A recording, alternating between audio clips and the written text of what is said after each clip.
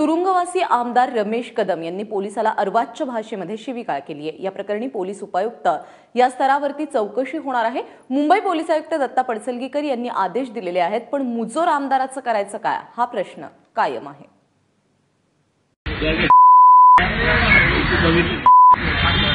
आमदार काय बोलतोय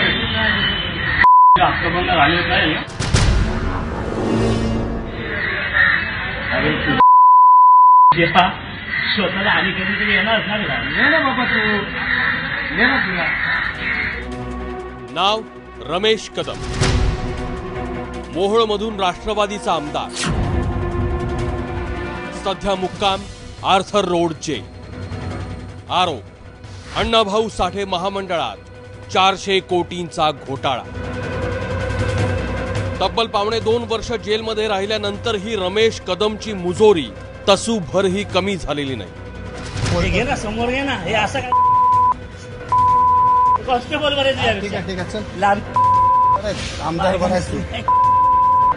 काल रमेश कदमला वैद्यकीय तपासणीसाठी जे रुग्णालयात नेलं जात होतं, मात्र यावेळी किरकोळ कारणावरून रमेश कदमनं पोलीस अधिकाऱ्यांना अक्षरशः आई माईवरून शिवीगाळ केली। स्वतःला आणि कधीतरी येणार ना बाबा तुला। रमेश कदमचे शब्द टीव्हीवर दाखवणं शक्य नाही, त्याची भाषा संतापजनक होती। मात्र तरीही पोलीस अधिकाऱ्यांनी संयम सोडला नाही, पोलीस शांत राहिले। विशेष म्हणजे हा सगळा प्रकार कॅमेऱ्यात कैद होत असतानाही रमेश कदमला त्याची जराही फिकीर नव्हती। पैशाची, अधिकारांची आणि काही नेत्यांना हाताशी धरून आपण काहीही करू शकतो अशी मस्ती म्हणजे पोलिसांच्या आत्मसन्मानाशी खेळ आहे।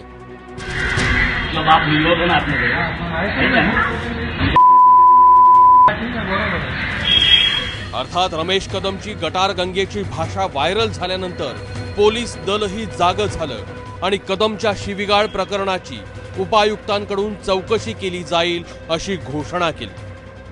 मेडिकल व्हॅन नेण्यासाठी काही वेळ लागला, त्यावेळेला त्यांनी अत्यंत अब्युझिव्ह लँग्वेजमध्ये आमचे जे ऑन ड्युटी एपीआय होते श्री पवार यांच्याशी त्यांचं भांडण झालं आणि शिवीगाळ केली।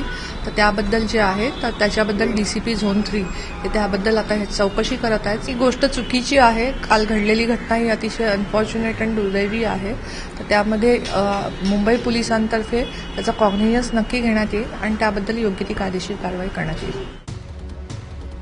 रमेश कदमचं चरित्र राष्ट्रवादीला माहीत नव्हतं असं नाही, पण तरीही अशा गावगुंडांची भाषा करणाऱ्यांना आमदार केलं जातं हे सुद्धा विशेष आहे।